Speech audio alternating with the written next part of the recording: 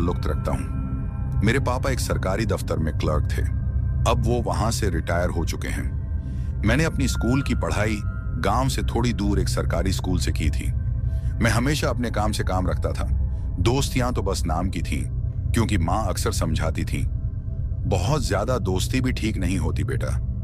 माँ की बातों को मैं हमेशा दिल पर लेता था, इसलिए ना फालतू बातों में दिलचस्पी लेता, ना ही बेवजह किसी से उलझता। मेरे परिवार में माँ, पापा, मैं और मेरी छोटी बहन है।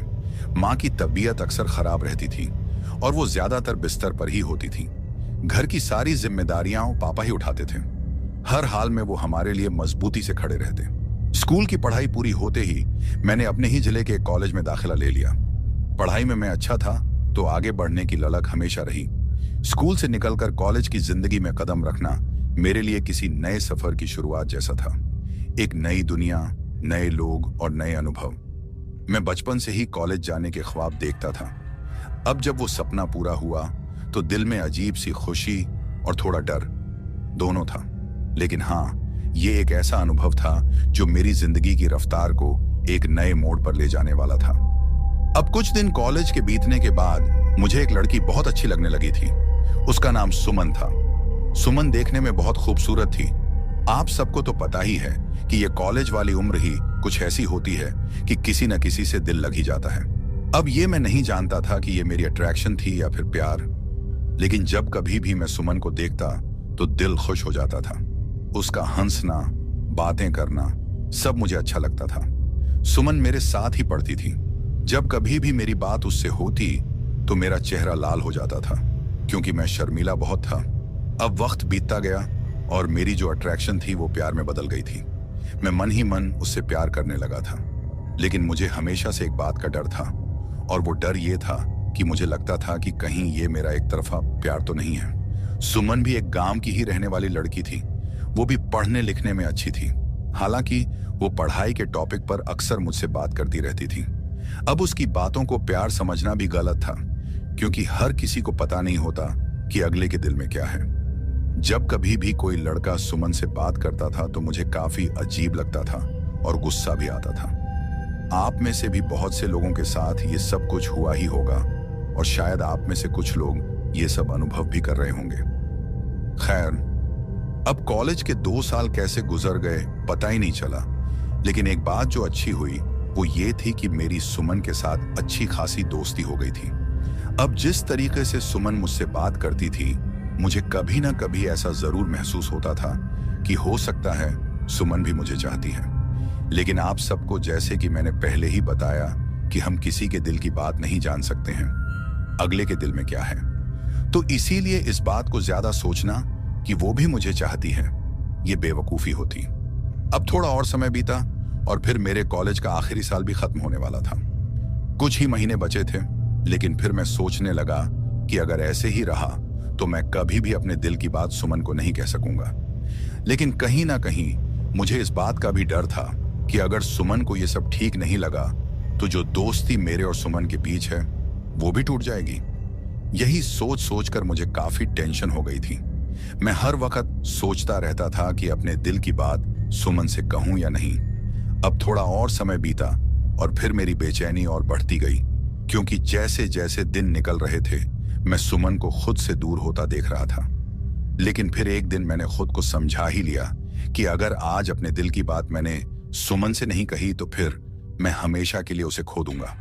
और मैं ये भी सोच रहा था कि अगर सुमन को मुझसे प्यार नहीं भी होगा तो भी कोई बात नहीं, क्योंकि मुझे इस बात की तो तसल्ली होगी कि मैंने अपने दिल की बात बोल दी है। अब इस तरीके से खुद को हिम्मत देकर एक दिन मैंने सुमन से अपने दिल की बात बोल ही दी। मैंने सुमन से कहा कि सुमन, मैं तुम्हें बहुत प्यार करता हूं। मैंने काफी कोशिश भी की कि तुमसे अपने दिल की बात कहूं, लेकिन हर बार मेरी हिम्मत नहीं होती थी, क्योंकि मुझे लगता था कि कहीं तुम्हें बुरा ना लग जाए। अब जैसे जैसे ये साल बीत रहा है मैं तुम्हें खुद से दूर जाता देख रहा था, इसीलिए आज मैंने तुमसे अपने दिल की बात कह दी है। अब तुम्हें बुरा लगे या अच्छा, इस बात से मुझे कोई फर्क नहीं पड़ता। सुमन मेरी बातों को काफी ध्यान से सुन रही थी। उसके बाद मैं सुमन से यह भी कहता हूं, जो मेरे दिल में था मैंने तुमसे कह दिया है। अगर मेरी बातों का बुरा लगा हो तो मुझे माफ कर देना। अब मेरी ये बातें सुनकर सुमन अभी भी शांत थी। मुझे उसका इस तरह शांत रहना ठीक नहीं लग रहा था और कहीं ना कहीं मुझे लग रहा था कि शायद सुमन को मेरी बातों का बुरा लग गया है। उसके बाद मैं वहां से वापस आने लगता हूं, लेकिन तभी मेरे कंधे पर एक हाथ आता है और वो हाथ सुमन का होता है। उसके बाद मैं पीछे की तरफ देखता हूं तो मैं देखता हूं कि सुमन भी नम आंखों से मुझे देख रही थी और फिर हल्की मुस्कान के साथ मुझसे कहती है, मैं भी तुमसे प्यार करती हूं और मैं भी तुमसे अपने दिल की बात कहना चाहती थी। मुझे भी तुम्हारी तरह ही लगता था कि तुम्हें मेरी बात का बुरा न लग जाए। अब सुमन के मुंह से ऐसी बात सुनकर मेरी खुशी का ठिकाना नहीं रहता और फिर मैं उसे गले लगा लेता हूं। दोस्तों, उस वक्त जो सुख मुझे मिल रहा था वैसी खुशी मुझे आज तक नहीं हुई। ऐसा लग रहा था जैसे मैंने सारी खुशियां पाली हों। खैर, अब ये बात तो साफ हो गई थी कि सुमन भी मुझे चाहती है, लेकिन अब एक दिक्कत थी और वो दिक्कत ये थी कि अब हम दोनों को अपने घर वालों से इस बात को कहना था कि हम दोनों एक दूसरे को चाहते हैं। उसके बाद हम दोनों फैसला करते हैं कि हम दोनों अपने अपने घर में इस बारे में बात करें। उसके बाद मैं अपने घर चला जाता हूं और अपने मम्मी पापा से इस बारे में कहता हूं। पहले पहले तो वो दोनों मुझे थोड़ा बहुत सुनाते हैं, लेकिन फिर मेरी खुशी के लिए मान जाते हैं। अब मेरी तरफ से तो रास्ता साफ था, लेकिन अब सुमन की बारी थी। मैं बस उसके मुंह से सुनना चाहता था कि उसके घर वाले भी मान गए हैं, लेकिन जो मैं सोच रहा था यहां उसका उल्टा हो जाता है। अब 3 से 4 दिन बीत जाते हैं। सुमन कॉलेज ही नहीं आ रही थी। अब मुझे उसकी फिक्र होने लगती है, क्योंकि मैं सोच रहा था कि कहीं उसकी तबीयत तो खराब नहीं हुई।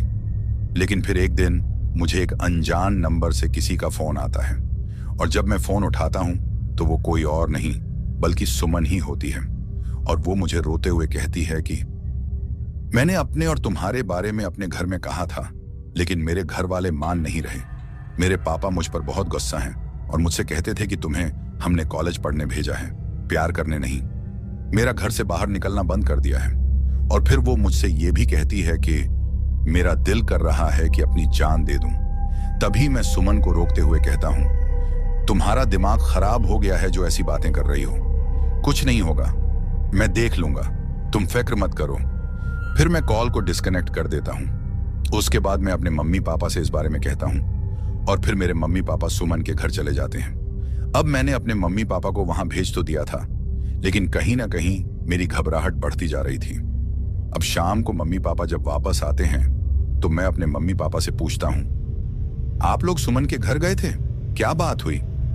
तो मेरी बात सुनकर पापा मुझसे कहते हैं, सुमन के पापा बहुत जिद्दी हैं और उनका कहना था कि जब तक आपके बेटे को सरकारी नौकरी नहीं मिल जाती, मैं अपनी लड़की की शादी आपके लड़के से नहीं करूंगा। उसके बाद पापा मुझसे कहते हैं, बेटा, अगर तुम्हें सुमन चाहिए तो उनकी शर्त पूरी करनी होगी। अब पापा के मुंह से यह बात सुनकर मुझे काफी टेंशन हो गई थी। अब इतनी जल्दी कैसे मुझे कोई सरकारी नौकरी मिलेगी? लेकिन फिर मैं ठान लेता हूं कि मैं काफी मेहनत करूंगा। उसके बाद मैं सुमन से भी इस बारे में फोन पर बात करता हूं। तुम मेरा इंतजार करना, मैं नौकरी के लिए कोशिश करूंगा और भगवान ने चाहा तो जरूर कामयाब भी हो जाऊंगा। उसके बाद मैंने काफी मेहनत की। कॉलेज की पढ़ाई पूरी करने के बाद लगभग 1 साल के बाद मेरी नौकरी लग जाती है और अब मेरी नौकरी की खबर सुनकर सुमन भी बहुत खुश हो जाती है। उसके बाद उसके पापा हमारी शादी के लिए मान जाते हैं और फिर मेरी और सुमन की शादी हो जाती है। अब आगे जो मेरे साथ होने वाला था उसके बारे में शायद मैंने कभी सोचा भी नहीं था कि मेरे साथ वो सब कुछ होगा। आज भी जब मैं उस वक्त को याद करता हूं तो मेरी रूह कांप जाती है। दोस्तों, हमारी शादी के बाद हम दोनों काफी खुश थे। मेरी नौकरी लगने के बाद मेरे घर का सिलसिला और भी अच्छे से चल रहा था और फिर कुछ महीनों बाद हमने एक गाड़ी खरीद ली। सब कुछ अच्छे से चल रहा था। मेरे घर में जैसे खुशियों की बहार आ गई थी, लेकिन शायद मुझे इस बात का पता नहीं था कि ये खुशियां अब कुछ ही दिनों की हैं। मतलब कि अब गाड़ी लेने के 2 महीने बाद मेरे पापा की हार्ट अटैक से मौत हो जाती है और उनकी मौत से मैं पूरी तरह टूट गया था, क्योंकि मैं अपने पापा से बहुत प्यार करता था। अब इस बात का दुख वही समझ सकता है जिसके पापा इस दुनिया में नहीं है। एक बाप का साया बहुत बड़ी बात होती है अपने बच्चों पर। खैर, पापा के चले जाने के बाद सुमन ने मुझे संभाला और मेरी माँ को भी।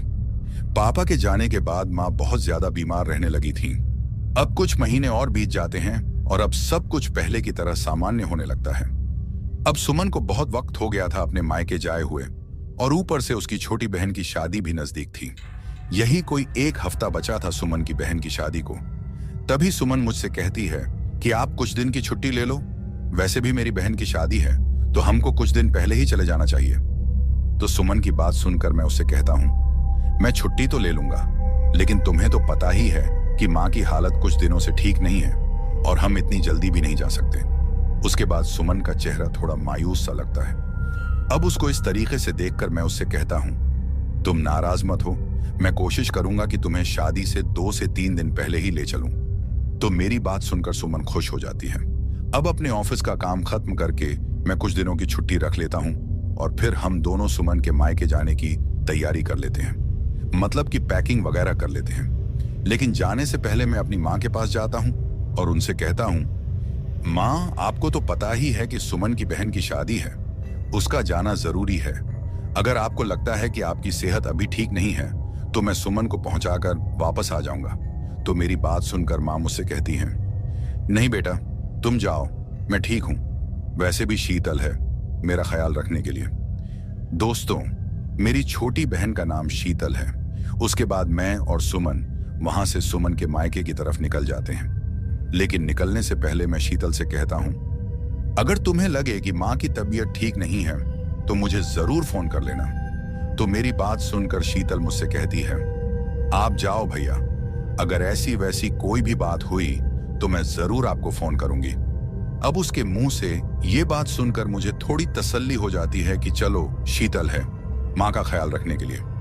उसके बाद मैं और सुमन घर से सुमन के मायके की तरफ निकल जाते हैं। सुमन का जो मायका था वो एक पहाड़ी नुमा इलाके में था और वहां तक पहुंचने में हमें लगभग 2 से 3 घंटे का सफर करना था, क्योंकि वहां जो सड़क थी वो सड़क कच्ची थी और उस तरफ की जो सड़क थी वो जंगल नुमा इलाके से गुजरती थी।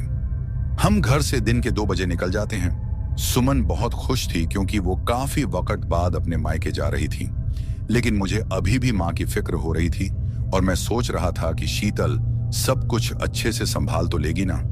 खैर, मैं और सुमन अब आगे बढ़ रहे थे। रास्ते में सुमन बहुत सारी बातें कर रही थी। मैंने सुमन को इस तरह से खुश होते आज काफी दिनों बाद देखा था, क्योंकि उसे अपनी छोटी बहन की शादी का काफी शौक था। अब हमने आधे से ज्यादा का सफर कर लिया था, लेकिन मौसम अब हमें खराब होता नजर आने लगा था।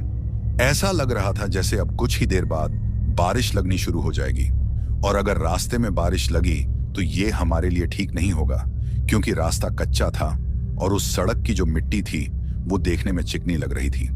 अगर हमारे पहुंचने से पहले बारिश हुई तो फिर हमारी गाड़ी को वहां पहुंचाना काफी मुश्किल हो जाएगा, क्योंकि अगर बारिश हुई तो सड़क कच्ची होने की वजह से हमारी गाड़ी स्लिप करने लगेगी।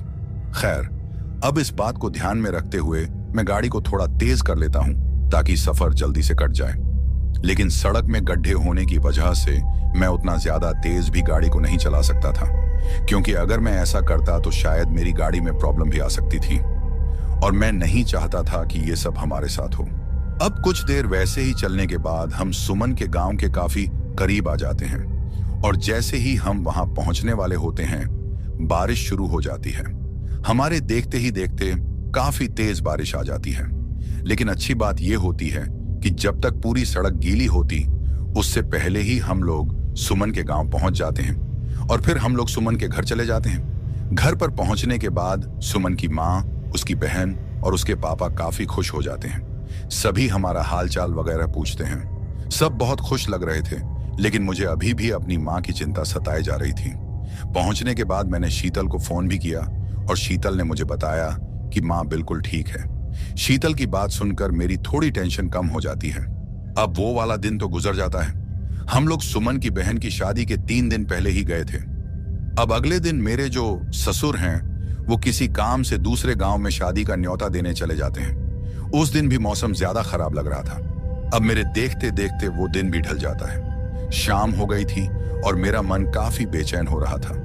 अब जो बेचैनी उस वक्त मेरे मन में चल रही थी, आज से पहले मैंने कभी भी वैसा अनुभव नहीं किया था। मैं सच बताऊं तो मैं एक जगह पर टिक ही नहीं पा रहा था। मुझे इस तरीके से बेचैन देख मेरी पत्नी सुमन मेरे पास आती है और मुझसे कहती है कि आप कुछ परेशान से लग रहे हो। तो उसकी बात सुनकर मैं उससे कहता हूं कि नहीं, ऐसी कोई बात नहीं, बस ऐसे ही। तभी सुमन मुझसे कहती है कि मुझे पता है आपको माँ की फिक्र हो रही होगी, लेकिन परेशानी वाली कोई बात नहीं है। मैंने शीतल से माँ का हालचाल पूछा था, वो ठीक है। अभी सुमन मुझसे ये बात कर ही रही थी कि तभी मुझे किसी का फोन आता है, और जब मैं मोबाइल को जेब से निकाल कर देखता हूं तो जो फोन मुझे आया था वो शीतल का होता है। अब शीतल को इस तरीके से फोन करता, मैं बिना वक्त गंवाए फोन उठाता हूं और शीतल से कहता हूं कि बोलो शीतल, माँ कैसी है, ठीक तो है ना? तो मेरी बात सुनकर शीतल काफी ज्यादा तो घबराई हुई और रोती हुई मुझे सुनाई देती है। अब उसको इस तरीके से रोता देख मैं शीतल से कहता हूं कि सब कुछ ठीक तो है ना, तुम रो क्यों रही हो? तो मेरी बात सुनकर शीतल मुझसे कहती है कि भैया, माँ की तबीयत काफी ज्यादा खराब हो गई है, वो बात भी नहीं कर रही। चाचा जी और गांव के कुछ लोग उनको उठाकर हॉस्पिटल ले जा रहे हैं। मुझे काफी डर लग रहा है भैया कि माँ को कुछ हो ना जाए। अब शीतल की ये बात सुनकर मैं काफी ज्यादा डर जाता हूँ और शीतल से कहता हूँ कि तुम फिक्र मत करो, तुम माँ के साथ रहो, मैं अभी यहाँ से निकलता हूँ और जल्दी ही हॉस्पिटल के लिए आ जाऊंगा। और फिर मैं फोन काट देता हूँ। उसके बाद मैं अपनी सासू माँ और सुमन से कहता हूँ कि मुझे निकलना होगा, माँ की तबीयत ठीक नहीं है।